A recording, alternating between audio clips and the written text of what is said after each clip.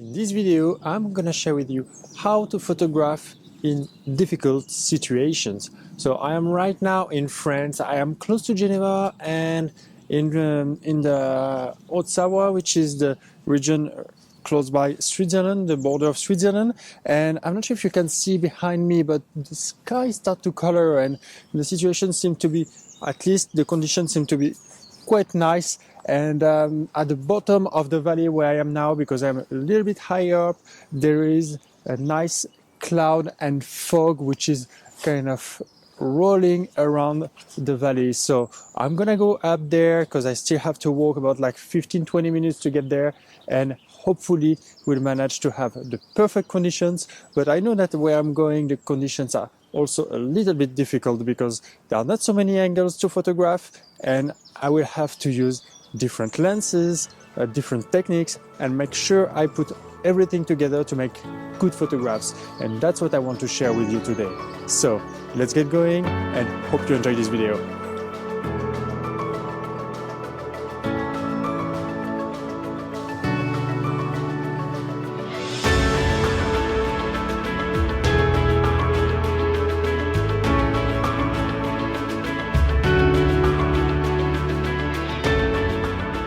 So I finally reached my destination, which is called the Fort L'Écluse. It's basically a small castle, which is in two parts. There is one part which is at the bottom of the valley, and one part which is higher up, and that was used, I don't remember really which century, but it was used to basically have an overview over the valley so that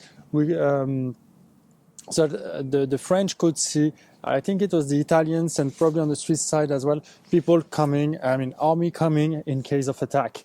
And basically it has a very good situations because, the side I have the whole western part of the valley in my sight right now, and on the other side where we will go afterwards, there is the other part which gives basically towards the Mont Blanc, so it's Italian side and the Swiss side, and that's just a stunning view. They knew where to place the stuff in the past. And right now I'm taking the big advantage of this view here, and you can probably see at the bottom here there is the Rhone River, and it's really nice because it's kind of let's say there is a beautiful cloud which is right above it, and that just create an atmosphere. Without this cloud, that would be a nice view, but that would be pretty much, well, so. The cloud really adds something really interesting. And I'm gonna record quickly with my other camera. There we go.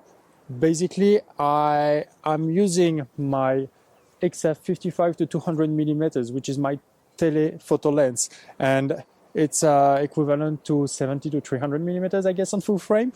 And I'm kind of focusing on the river so that I just catch the river and the valley that just like create like kind of a small snake behind it. It's really nice because of course it follows the Rhone River. And on the back there are like some mountains that are like really far away, and the sky which is kind of interesting. It's not too bad, to be fair. Like, it's not the perfect sky, but it's not bad.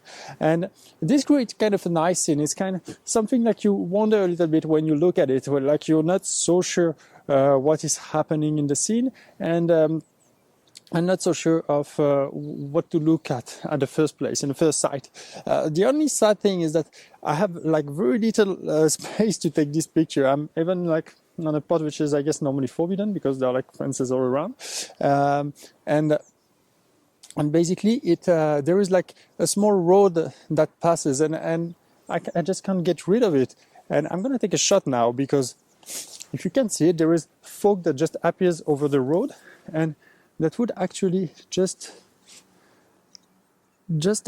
add up everything here and help me get kind of rid of this road without really feeling too bad about it.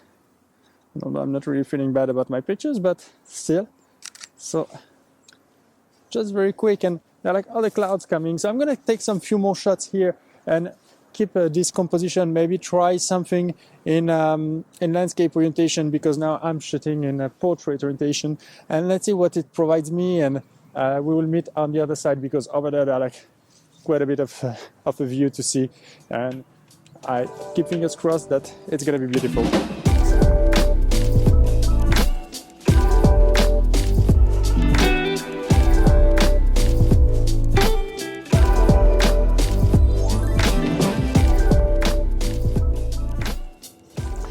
finally arrived on the other side, and actually the sun has risen quite a bit, and I lost some opportunities of taking good pictures, and it opened up some other opportunities. So that's a little bit the thing with landscape photography. You never really know what you're going to get, although you might plan and forecast as much as you want, as you can, but in the end the real situation might be totally different, and that's exactly what is happening to me here. I was on the other side, I got great conditions over the river. Just before going there, I was where I am now. I came to check a little bit, and conditions were nice, but I thought, okay, I don't want the other situation to disappear. So the first pictures I took, so I had to make a choice, and my choice went to go for the other part. And I have to say that I don't regret it at all, because these are probably nice pictures, very beautiful pictures. And I missed kind of the beautiful view over the Mont Blanc, which would have been something exceptional. But anyways, I do have here, I'm not sure you can see it at the bottom here. There is like lots of fog here, like all this is fog. And there are like lots of trees coming out from this fog. And now it's highlighted with the sun, and that's exactly what I wanted this morning. So I'm super happy about this. And oh man, it's just incredible. I will have to shoot soon. And the thing is that there are like some swamps at the bottom here, and there is the Rhone River. I don't know what's happening here, but because of the swamps and maybe because of the temperatures here, it's like, unfortunately it's winter and it's about like 12 degrees and temperatures are slightly higher up. And yeah, it should not be that warm at that time of the year, but anyways, it's how it is. And it creates like this massive fog at the bottom of the valley, and that just creates amazing opportunities now. So I'm gonna have to shoot some trees, and I'm gonna share all this with you because it's really exciting, really exciting.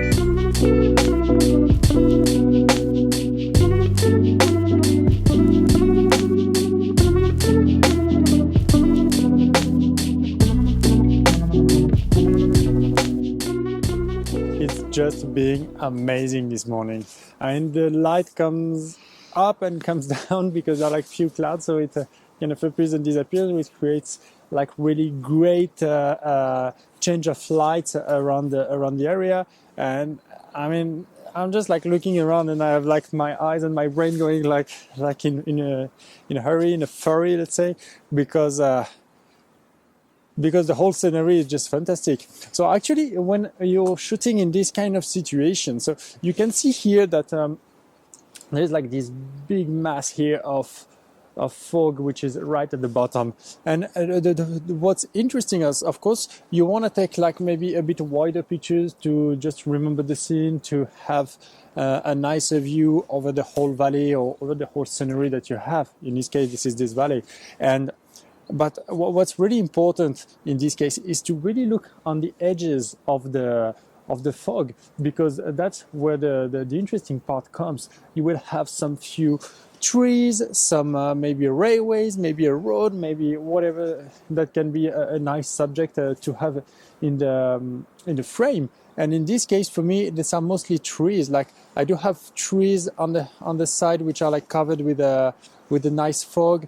I do have like it takes like some really interesting shapes, and that's what I'm trying to shoot when I'm doing this. And I'm going to share with you some few pictures like very shortly, so that you can see a little bit what I did, and I hope I have good results. I really tried to play around with some of the interesting shapes, and I'm going to get back to it because I can see that some are really appearing, some nice shapes are appearing over trees. And that's the beauty of it, is that it's moving quickly. And you have to act quickly too. You have to observe a lot, like really look around how it's moving, and just like take the snap when you see the scene that you consider as very acceptable for you. And for me, the right hand side of the fog now is just dope. It's like really amazing. So I'm gonna continue shoot a little bit and speak a little bit more about the gear, and maybe a bit more what I'm doing, and also comment some few of my picks. So, speak in a bit.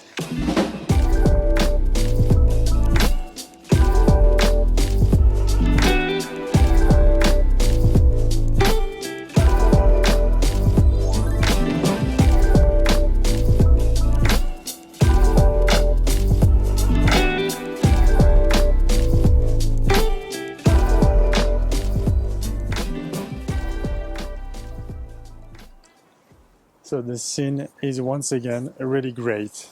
The gear I'm using to shoot all this is kind of obviously my telephoto lens. I'm using my 55 to 200 millimeters on Fuji, and that really helps me to isolate things around and make sure I do have just a few details that are appearing through the cloud. So now I'm recording with the other camera, and you can see it here, what I'm doing. And what you can see in the scene is that there are some shapes. First of all, I try to see the main shape of the scene. And in this case, this is kind of a path going like this through the fog, the earth, the fog, the trees, and with this path that gives me kind of a leading line and something to look at in its globality. Then what I'm looking at is there any specific trees, any specific conditions I want to capture in the scene? And in this case, there are some few trees that are just appearing here and there, and I want to make sure I have this shape perfectly. So I make sure I have it on the edges, and I want to make sure I have some few of the clouds as well. And the last thing I am adjusting when I'm doing this is making sure on the top and the bottom of my picture, what do I have? Does it make sense? Should I be a little bit wider? Should I zoom in a little bit more? And that's exactly what I'm trying to do. So here I try to keep the edge of a valley on top, and at the bottom it's covered with clouds, which basically doesn't really bother me. So I try to keep things kind of logical and nice to look at without any distraction, trying to keep my picture clean. That's something really important that I'm doing here. And that really helps, I guess. It's really nice. Try to see the big picture first, and then try to go a little bit more deeper into your photograph so that you make sure you have a nice looking picture in the end.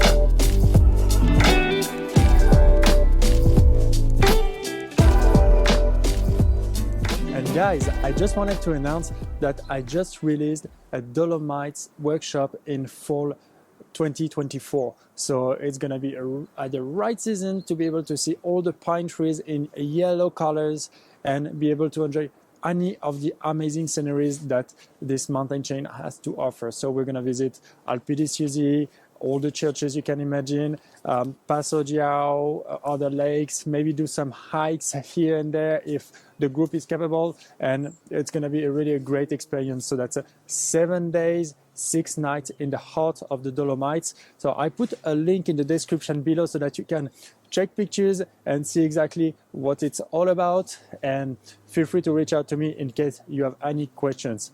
All right, speak to you soon, hopefully. The sun finally came back, and it all turned really interesting because the sun warming up, the fog is kind of start to disappear now. But by disappearing, it means that it also moves faster, and that kind of creates a really amazing atmosphere that I try to capture with my camera. And the thing I did as well is that I used an ND filter, an ND 1000, that helped me to really slow down the shutter speed on my camera and catch the movement of the fog. So I guess I have some few nice shots there. So I'm gonna share with you some few shots I have where I took the fog slowly disappearing, letting trees and really spread. So it kind of really gives a really cool atmosphere, especially with the sun, almost black and white pictures. And at least I'm hoping for this. And other pictures where I used my ND filters because it's really interesting. So they are kind of the same scenes, but one with the filter and one without. So it's interesting to see what it can provide. So really try to adjust to the conditions and try to adapt to it to get some interesting and maybe changing results compared to what you used to do. So yeah, just a wonderful place.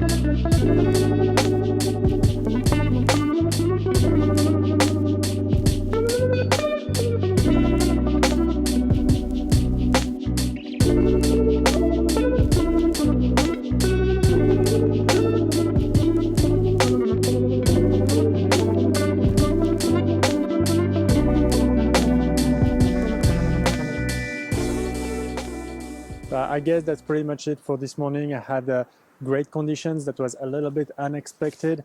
I initially just got like a very beautiful sunrise, but well, I wasn't really at the right spot, so I guess I'm not sure exactly how my picture will look, but I hope for something great. And yeah, I think the important things here to remember is like when you go out and the conditions are not really in your favor, just try stuff, try new stuff. For example, here I am higher up and I don't have a lot of opportunities for foreground. So obviously I'm gonna use my telephoto lens. I'm gonna use maybe also my kit lens to get like a bit broader images. So try to play around with what you've got and see exactly how you can take great pictures here. I think also like it's important to remember that all those pictures we are flooded with that are like with great sunset, great sunrises, and so on, and like incredible lights. Just like, well, that's not exactly the reality. I mean, as a professional photographer, I go out quite a bit to photograph, and more often than not, I do light and not really interesting light. So of course when I do, then that creates amazing pictures, and I probably go out a bit more often than you do, and that gives me more opportunities. But let's say if I would just have weekends to shoot and maybe one day a week or maybe one day every 2 weeks because of family and stuff like this, then I would probably struggle to get a lot of beautiful pictures. So just keep this in mind. The problem might not be you in sometimes when you think like, well, I don't get the best light and so on. Just the thing is, life is like this and you can't really act on it. So you need to play with conditions that you have. And yeah, photographs as much as you can and practice as much as you can, even in difficult conditions, because that will really help you and lift up your skills and really something interesting to do. You will not always get great pictures, but those that you will get great, they will be really rewarding. All right, that's pretty much it for me, and I hope that you had fun watching this video. And with that, I wish you good luck with your photography and see you next week for new adventures.